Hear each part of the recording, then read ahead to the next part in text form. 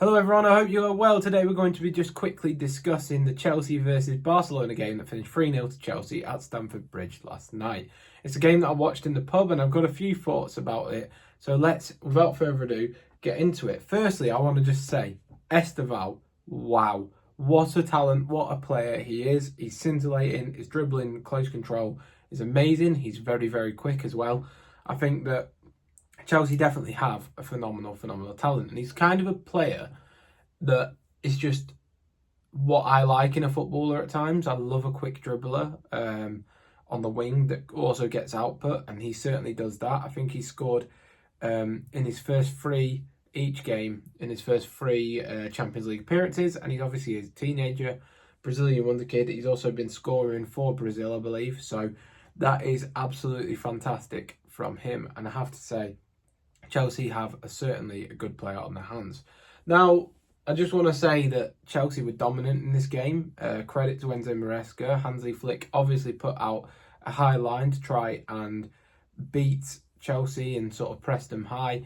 And what it just meant was that Chelsea could play through the back line, get in behind from the defence and exploit the spaces. Chelsea did have the ball in the back of the net about 7 times, I'd imagine, in this game.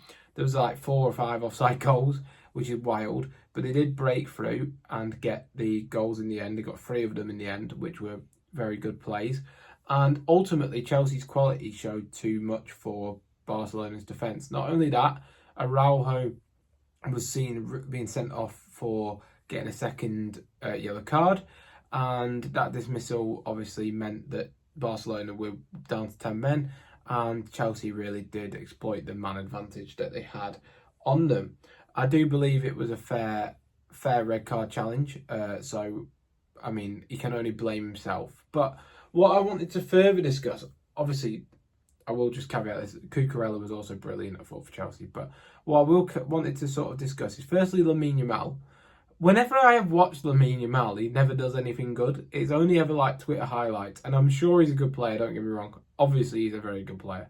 But he's just one of those players who is quite elusive whenever I personally watch him. And that's really irritating. It's kind of the reverse with, for example, Cody Gakpo from Liverpool. Whenever I watch Cody Gakpo, he seems to be like the standout man of the match. But then Liverpool fans, I've got a lot of Liverpool fans as friends, will say that he's very inconsistent, he doesn't do whatever, but I just never seem to tune in when he's having a bad game. So yeah, but Lamine Yamal's one of those players that I just seem to tune in whenever he's having a quiet spell, and then you can't really necessarily blame him because obviously Barcelona got sent off, but I didn't really see that elite quality, but you know, he's got to be a great talent, so we'll give him it.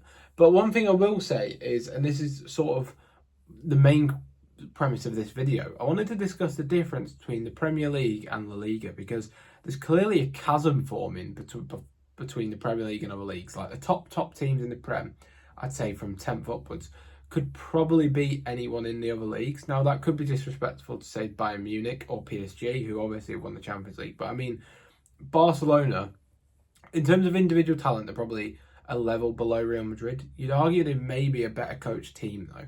But Barcelona were really put to the sword by a Chelsea team who, whilst they have exciting players and can beat anyone on the day, they're not necessarily the best team in England, are they? And they made Barcelona look like child's play, and this is the Barcelona. So it's an interesting discussion. I think because of all the money being filtered to the Premier League, and the Premier League now hoovering up talent, especially Chelsea, we know that they've bought so many young, talented players as their model. They don't really buy world-renowned stars. It means that every Premier League team that's been able to do this model for a while, so Arsenal have been able to build a squad, Chelsea have been able to build a squad, Liverpool to an extent, I mean, I know they're not doing well at the moment, but they've still got the best players sort of funneled into their squad.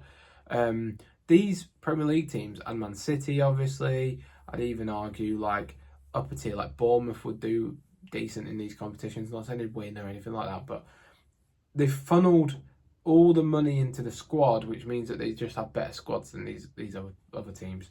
Not necessarily better talent, that's a different factor. I also think another thing is that the level of coaching within the Premier League is substantially higher than the level of coaching outside of the Premier League, mainly because of the draw of the money.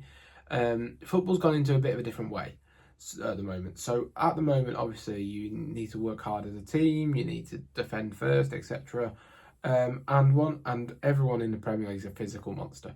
What I will also say is, if you look at, say, Real Madrid by a long way have a better talent, as in the squad is more talented man for man than, say, Arsenal. But Arsenal are a better team at the moment. And you saw that last season in the home and away win versus Real Madrid. It was there on display. Real Madrid couldn't get two passes together. Arsenal pretty much dominated the outcome of that game. And there was a chasm between the two teams.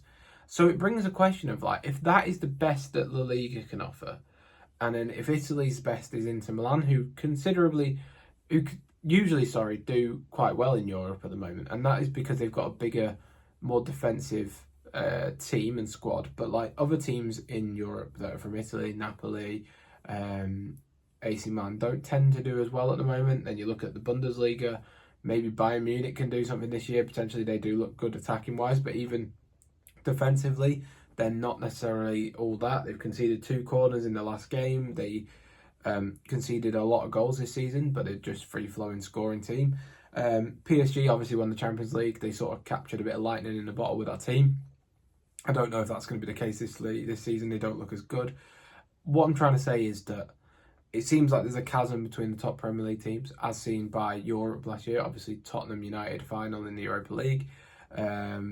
And it just makes me feel that ultimately the Premier League is taking over, and that's probably bad for the sport overall, but that's because there's a concentrated amount of money coming into the league, and the product is probably better for those teams in terms of the ability to play. The managerial competition is better because obviously each week is a full-on test in the league, whereas you don't really have dead rubbers anymore.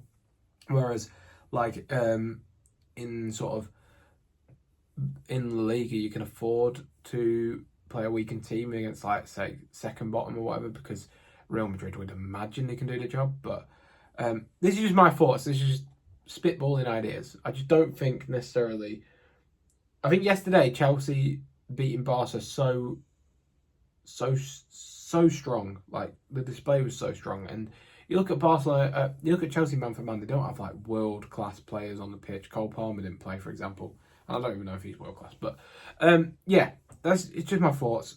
It just shows the level of the Premier League at the moment, and it's scary for any other team. And I can understand now why Perez wanted the Super League, because he wants to bridge the gap, and it's as simple as that. But yeah, let me know your thoughts in the comments below. Thank you for watching today's video. See you next time. Goodbye.